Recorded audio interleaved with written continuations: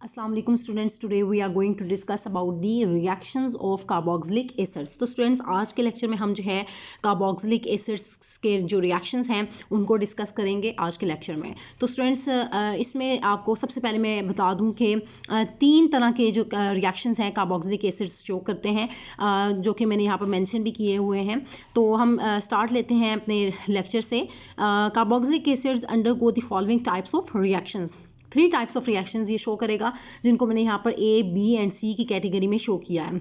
जो ए type category है, इसमें रिएक्शंस हैं the reactions in which hydrogen atom of the carboxyl group is involve, जिसमें हाइड्रोजन एटम जो है कार्बोक्सिल ग्रुप का वो इन्वॉल्व होगा।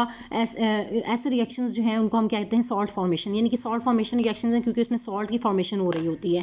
मैं इसको यहाँ पर स्टूडेंट्स शो भी कर देती हूँ, जैसे कि आपको मैंने यहाँ पर कहा कि कार्बोक्सिलिक एसिड का हाइड्रोजन एटम इन्वॉल्व होगा, तो मतलब ये कार्बोक्सिलिक एसिड है। ठीक है, आपके पास कोई भी कार्बोक्सिलिक एसिड है कि और इसके अंदर ये functional group carboxylic acid functional group है। ठीक है, तो इसमें जब सिर्फ और सिर्फ ये वाला हाइड्रोजन एटम इन्वॉल्व होगा तो ऐसे टाइप ऑफ रिएक्शंस जो आ जाते हैं फर्स्ट कैटेगरी में।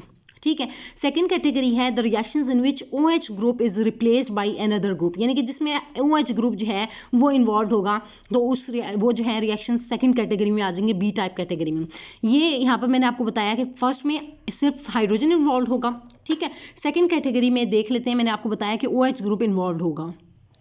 तो स्टूडेंट्स, सेकंड कैटेगरी में यहाँ पर ये मैंने मेंशन कर दिया कि OH ग्रुप, ये सेकंड में OH ग्रुप ये सारा इन्वॉल्व हो जाएगा। और आपके पास थर्ड कैटेगरी आ जाती है the reactions involving carboxyl group, जिसमें क्या है involving carboxyl group as a whole, जिसमें सारा का सारा कार्बोक्सिलिक एसिड ग्रुप ये जो है ये थर्ड कैटेगरी में ये जो है carboxylic acid group C double bond O and OH ये सारा आ जाता है। ठीक है, तो ये तीन तरह के रिएक्शंस शो करता है। ए कैटेगरी में जिसमें हाइड्रोजन एटम इन्वॉल्व होता है सिर्फ, सेकंड कैटेगरी ऐसे रिएक्शंस की है जिसमें OH ग्रुप इसका इन्वॉल्व होता है। ठीक है, और third category C type reactions जिसमें जो है कार्बोक्सिल ग्रुप जो है एज अ होल वो रिएक्शन में इन्वॉल्व होगा। ठीक है, तो अब इनको स्टूडेंट्स हम जो है रिएक्शंस को वन बाय वन डिस्कस करेंगे। फर्स्ट आज के जो लेक्चर में हम ए टाइप कैटेगरी, यानी कि जो ये मैंने यहाँ पर बताई है फर्स्ट में, जो इसकी फर्स्ट जो है रिएक्शंस हैं जो कि जिसमें हाइड्रोजन एटम जो है कार्बोक्सिल ग्रुप का इन्वॉल्व होगा, इन रिएक्शंस को हम आज के लेक्चर में डिस्कस करेंगे। और नेक्स्ट जो हमारा लेक्चर होगा वो उसमें हम जो है ये बी टाइप के रिएक्शंस जिसमें हाइड्रोक्सिल ग्रुप इन्वॉल्व होगा और थर्ड यानी कि कार्बोक्सिल ग्रुप जो है जिसमें एज अ होल इन्वॉल्व होगा, उसको हम डिस्कस करेंगे। तो स्टार्ट लेते हैं हम फर्स्ट रिएक्शंस से, जिसमें क्या है reactions involving hydrogen atom of the carboxyl group, जिसमें हाइड्रोजन एटम जो है कार्बोक्सिल ग्रुप का इन्वॉल्व है। ठीक है, तो स्टूडेंट्स क्या है, carboxylic acids are weaker acids than mineral acids. Mineral acids को देखें और कार्बोक्सिलिक एसिड्स क्या हैं, ये वीकर हैं मिनरल एसिड से। So they produce H positive when dissolve in water. Furnish का मतलब है प्रोड्यूस ही होना। ठीक है, सो ये क्या करते हैं, प्रोड्यूस करते हैं H पॉजिटिव, यानी कि प्रोटॉन जो है वो प्रोड्यूस करते हैं जब इनको वाटर के अंदर डिजॉल्व किया जाता है। ठीक है, सो ये आपको मैंने यहाँ पर मेंशन किया है कि ये आपका कार्बोक्सिलिक एसिड है। ठीक है, जब आप इसको वाटर में डिजॉल्व करेंगे, ठीक है, तो ये आपका इसमें से प्रोटॉन जो है वो निकल जाएगा। कैसे निकलेगा कि आप देख रहे हैं ये O to H के दरमियान में बॉन्ड है। ठीक है, तो ये क्या करता है, बॉन्ड यहाँ से यहाँ पर शिफ्ट हो जाएगा, तो यहाँ पर ये नेगेटिव चार्ज जो है इसके ऊपर आ जाएगा और ये आपका कार्बोक्सिलेट आयन जो है ये बन जाएगा और H पॉजिटिव प्रोटॉन यहाँ से निकल जाएगा। ठीक है, so in the presence of water the proton breaks away as H3O positive ion. तो ये H पॉजिटिव जो है हाइड्रोनियम आयन की फॉर्म में भी आप इसको लिखते हैं, H3O पॉजिटिव लिखें या H पॉजिटिव लिखें, बात एक ही है, इसका मतलब यही होता है कि प्रोटॉन।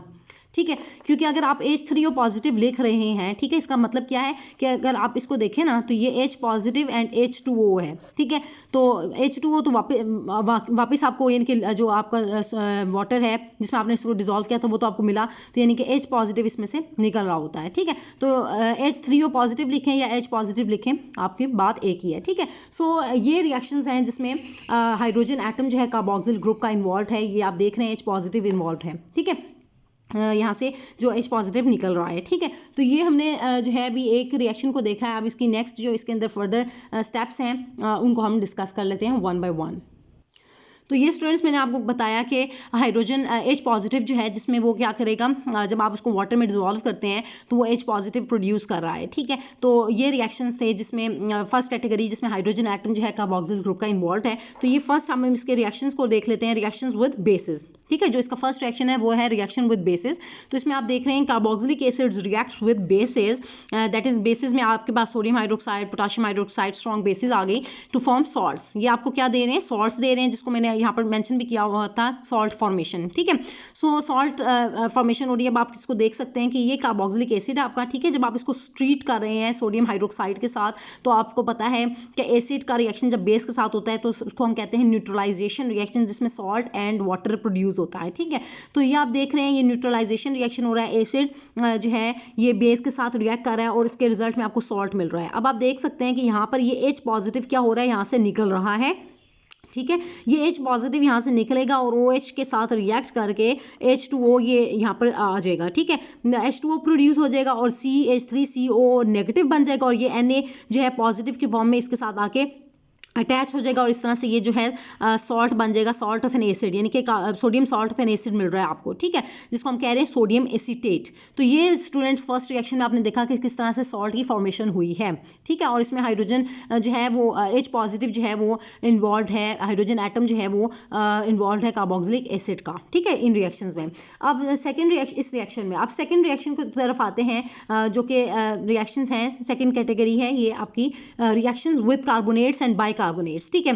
ये वो रिएक्शंस जिसमें कार्बोनेट्स एंड बाइकार्बोनेट्स जो हैं वो इन्वॉल्व हैं, ठीक है। अब आप इसको देख सकते हैं, carboxylic acids decompose carbonates and bicarbonates evolving carbon dioxide gas with effervescence, ठीक है। तो ये क्या होगा कि जब एसिड्स कार्बोक्सिलिक एसिड्स को जब आप ट्रीट करते हैं सोडियम कार्बोनेट, ये जैसे कि बताया मैंने कार्बोनेट से करें या बाइकार्बोनेट्स के साथ करें ट्रीट, ठीक है।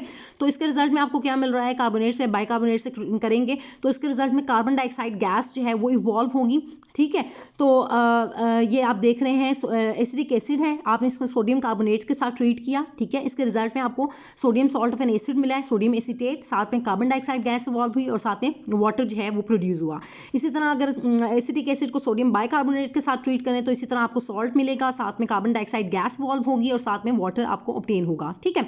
अब यहाँ पर देख रहे हैं, आप इसको रिएक्शन को देख लेते हैं कि यहाँ पर ये रिएक्शन है, इसमें 2 मोल्स ऑफ एसिटिक एसिड लिए गए हैं, इसको आपने ट्रीट किया है सोडियम कार्बोनेट के साथ, तो यहाँ पर आपको 2 moles of acetic sodium acetate मिल रहे हैं, क्योंकि ये Na2 है, ठीक है। ये इसके साथ जाके ये 2 है ना मोल्स, ठीक है, 2CH3CO नेगेटिव और ये Na पॉजिटिव, ये 2 इसके साथ लगे, ठीक है।